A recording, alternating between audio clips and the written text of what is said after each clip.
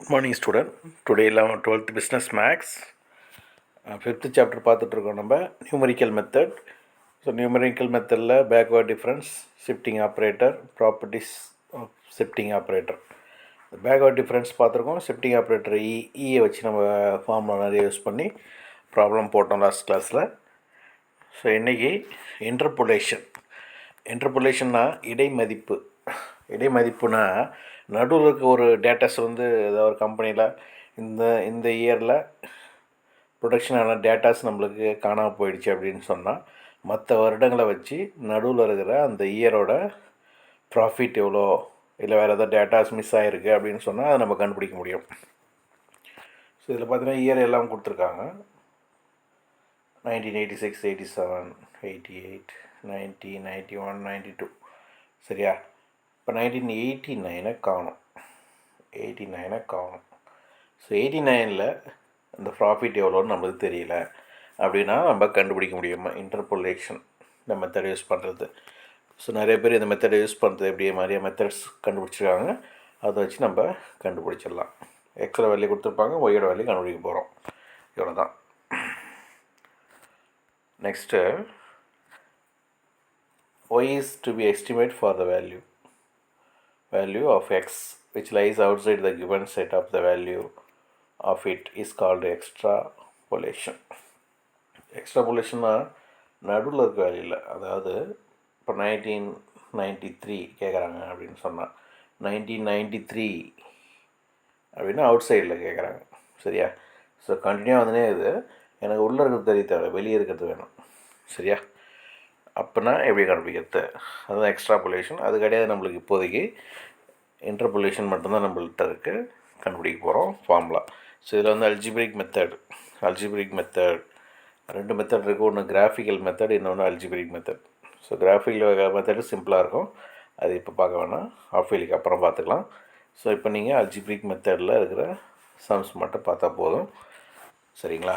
இதில் வந்து Newton's Gregory forward interpolation formula. சரிங்களா? இல்லை நியூட்டன்ஸ் ஃபார்வேர்ட் இன்டர்பொலேஷன் ஃபார்முலான்னு சொல்லலாம், ரெண்டு ஒன்று தான். சரிங்களா? இதில் 2 டேர்ம் மட்டும் இருந்துச்சுன்னா first 2 term will give linear interpolation. First 3 term வந்துச்சுன்னா பேரபோலிக் இன்டர்பொலேஷன். அது டூனாவே எக்ஸ்ஒய்னு அர்த்தம். எக்ஸ்ஒய்னா லீனியர், எக்ஸ்ஒய்இசட்னா பேரபோலிக் இன்டர்பொலேஷன். நெக்ஸ்ட்டு இப்போ அதுக்கான ஃபார்முலா நம்ம பார்க்க போகிறோம். ஃபஸ்ட்டு ஃபார்வேர்டு அப்படின்னு சொன்னால் ஃபார்வேர்டுனா டெல்டா மைண்டில் வச்சு. Delta Newton. பேக்வேர்டு அப்படின்னு சொன்னால் நெப்லா. சரியா? இது ரெண்டுத்துக்கு உள்ள வித்தியாசம் நல்லா பார்த்துக்கணும். ஃபார்வேர்டு ஓகேவா, இது பேக்வேர்டு. ஃபார்வேர்டுனா முன்னாடி வர மைனஸ் குறைச்சிட்டே வாங்க அப்படின்னு அர்த்தம். n(n-1), n-2 இப்படி வரும். இங்கே என்ன ஆரம்பிக்குன்னா y0 வரும். ஃபார்வேர்டு. பேக்வேர்டு பின்னாடின்னு அர்த்தம். பின்னாடினா என்ன அர்த்தம்? ஒய்என் ஆக வச்சுக்கோ. இது எப்போ யூஸ் பண்ணணும்? n(n+1) பின்னாடி போயினே இருக்குது. பேக்வேர்டு அப்படின்னா பின்னாடி போயினே இருக்குதுன்னா இன்க்ரீஸ் ஆகிட்டே போகுதுன்னு அர்த்தம். மைண்டில் வச்சுக்கோ.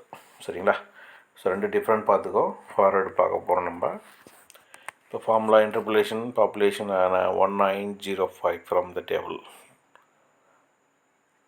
ஸோ இதில் நான் ரெண்டு மெத்தட்லேயும் போடலாம், பட் ஆனால் ஃபார்வேர்டு ஈஸியாக இருக்கும் உங்களுக்கு போடுறது. ஃபார்வேர்டு போடலாம்.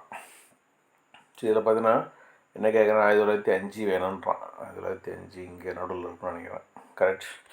1905 இங்கே நடுவில் இருக்கும். இந்த இயரில் பாப்புலேஷன் எவ்வளோ இருக்குன்னு கண்டுபிடிக்க போகிறாங்க. சரிங்களா? அப்போ எக்ஸ் ஈக்குவல் டு என்ன தேவையோ 1905 இது எடுத்துக்கிறேன் எக்ஸு. சரியா? ஸ்டார்டிங் இருக்கிற வேல்யூ பேர் தான் x0. ஹெச்னா என்ன அப்படின்னா இயர். ஸோ 91 இது 01. அடுத்தது இருந்து இது 21, 31, 10 வருஷம். ஹச்சு வந்து இன்டர்வலில் குறிக்கும். எவ்வளோ டிஃப்ரெண்ட் ஆகுதுன்னா 10. சரிங்களா? 10 மைண்ட் வச்சு. எண்ணு தெரியாது, எண்ணு நம்ம தான் கண்டுபிடிக்கணும். சரிங்களா? அப்போ ஃபார்முலா எழுதுறீங்க. y0 யூஸ் பண்ணணும். என்ன காரணம்னா ஃபார்வர்டு யூஸ் பண்ணும்போது y0 யூஸ் பண்ணணும். இங்கே டெல்லு, இங்கே ஃபார்வேர்டு சொன்னால் குறைஞ்சினே போகணும். சரிங்களா? ஃப்ரண்ட்டில் வரும்போது குறையுது தானே. ஃபார்வேர்டுனா முன்னாடி வருதுன்னு அர்த்தம். முன்னாடி வருதுன்னு அர்த்தம் குறையுதுன்னு அர்த்தம். முன்னாடி என்னென்னு அர்த்தம் 5 4 3 குறையுதுன்னு அர்த்தம். சரிங்களா? இப்போ இதுக்கான ஃபார்முலா பார்ப்போம். X equal to X not plus என்ஹெச்னு அர்த்தம். எக்ஸோட வேல்யூ என்ன தெரியும் உனக்கு? இதில் தெரிஞ்சு கேட்குறாங்க. அப்போ X equal to X not plus NH, இதுதான் எக்ஸு. எக்ஸ் நாட்டோட வேல்யூ என்னது? First starting 1891. ஹெச் என்ன தெரியும்? டிஃப்ரென்ஸ் எவ்வளோ? 10. இதில் கொண்டு போய் அப்ளை பண்ணுறீங்க. சரிங்களா? என்ன மட்டும் தெரியாது, அதை கண்டுபிடிச்சிடலாம். கால்குலேட்டர் யூஸ் பண்ணுங்கள். சரிங்களா? கால்குலேட்டர் யூஸ் பண்ணலாம். நீங்கள் 12th 11th பிஸ்னஸ் மேக்ஸ் மட்டும் கால்குலேட்ரு பர்மிஷன் உண்டு. பட் நார்மல் கால்குலேட்டர் யூஸ் பண்ணணும். சயின்டிஃபிக் யூஸ் பண்ணக்கூடாது. என்னோடய வேல்யூ கிடைக்கும். சரிங்களா? அப்போ டேபிள் போடணும். எக்ஸோட வேல்யூ என்ட்ரி பண்ணுங்கள், என்னோடய வேல்யூ என்ட்ரி பண்ணுங்கள்.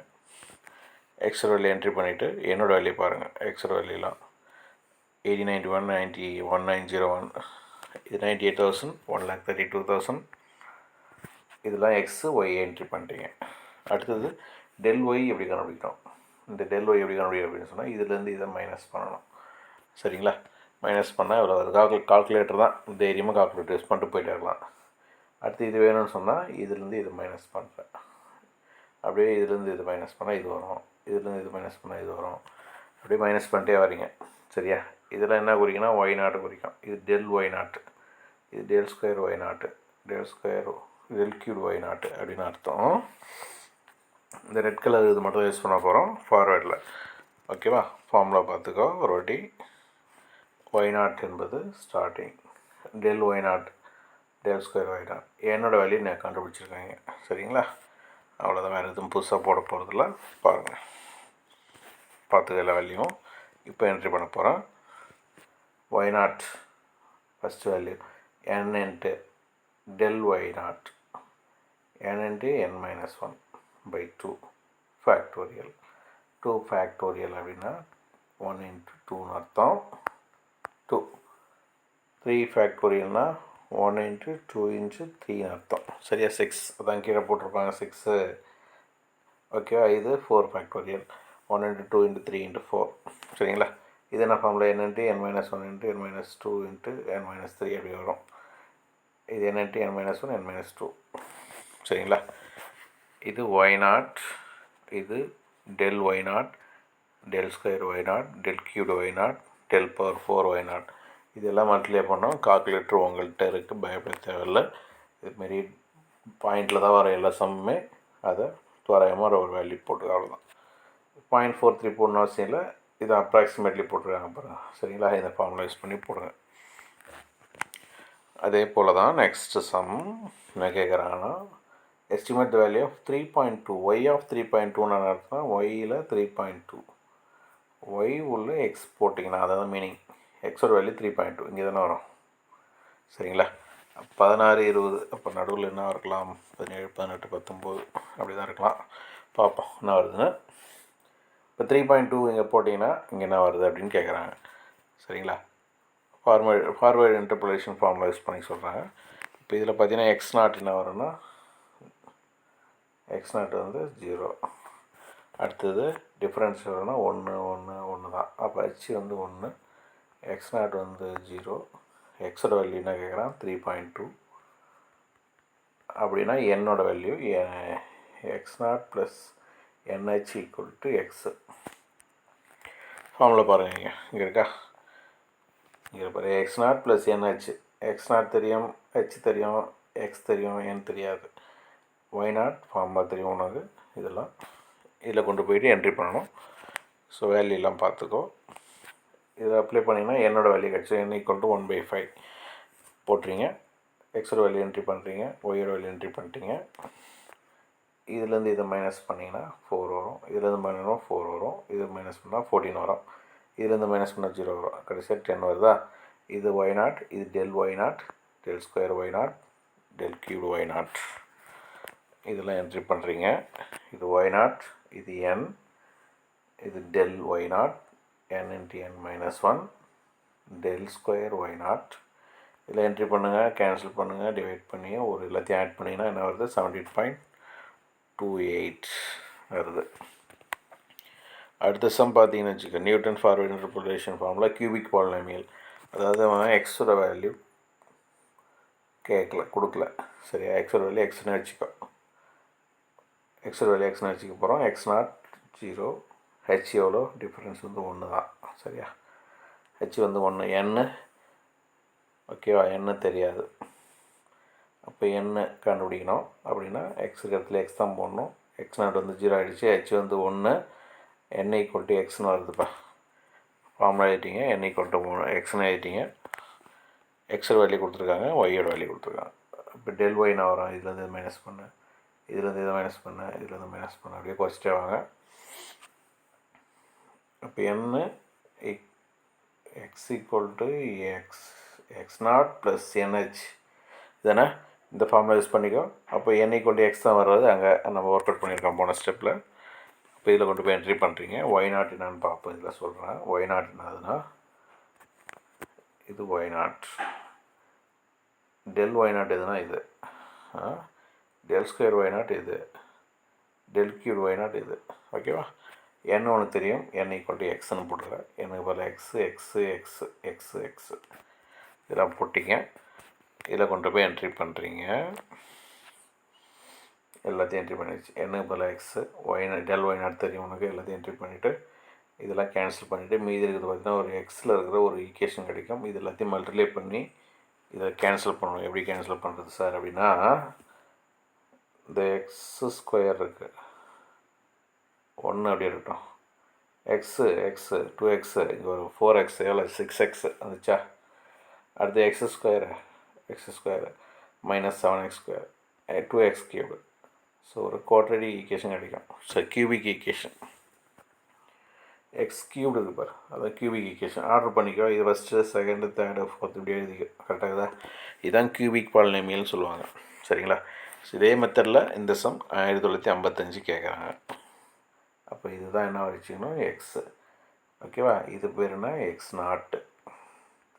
டிஃப்ரென்ஸ் எவ்வளோ வருது, 10 வருஷம் வருதா. அப்போ ஹெச் வந்து 10. அப்போ என் கண்டுபிடிக்கணும். சரியா, எண்ணுக்கான ஃபார்முலாம் கொடுத்துருப்பாங்க, அது கீழே பார்த்துக்கோ. என்ன எப்படி கண்டுபிடிச்சிருக்காங்க. சரியா, டேபிள் எப்படி போட்டிருக்காங்க, நீங்கள் ஒர்க் அவுட் பண்ணணும். ஃபார்முலா உனக்கு தெரியும். ஆன்சர் கால்குலேட்டர் யூஸ் பண்ணிக்கோ, அதில் ஒர்க் அவுட் பண்ணுங்கள். சரிங்களா, ஸோ இந்த மெத்தட் ரொம்ப முக்கியம். இந்த மெத்தட் மட்டும் ஆஃப் எலிக்கு நீ பார்த்தா போதும். ஸோ ஆஃப் எலிக்கு அப்புறம் மற்ற மெத்தட் சொல்லி கொடுக்குறேன். இது எல்லாமே first, second, third, fourth, fifth சாப்டரில் இது வரைக்கும் நீங்கள் தெளிவாக பார்த்தா போதும். சரிங்களா, ஓகே.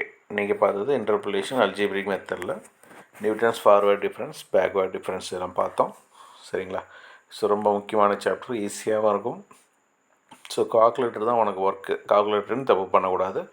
ஸோ இந்த சம் ரொம்ப முக்கியமான சம், தெளிவாக பார்த்துங்க. தேங்க்யூ.